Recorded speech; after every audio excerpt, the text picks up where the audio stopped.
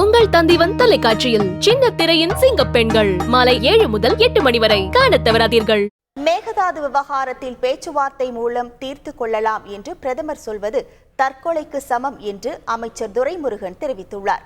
வேலூர் அருகே செய்தியாளர்களிடம் பேசிய அவர், இந்த விவகாரத்தில் கர்நாடகாவுடன் 38 முறை பேசியும் சுமூகமான முடிவு எட்டப்படாத நிலையில் மத்திய அரசு நடுவர் மன்றம் அமைத்ததாக கூறினார்.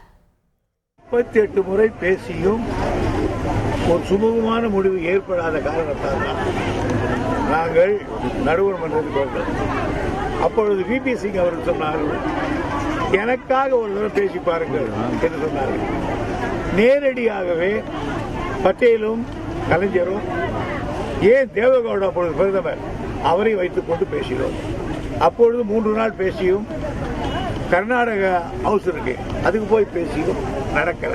ஆகவே பேச்சால் இந்த ப்ராப்ளம் தீராது என்ற முடிவை நாங்கள் மத்திய சர்க்காருக்கு அறிவித்த பிறகுதான் விபி சிங் அவர்கள் இனி வேறு வழி இல்லை, நடுவர் மன்றம் அமைக்க உத்தரவிடுகிறேன் சொன்னார்.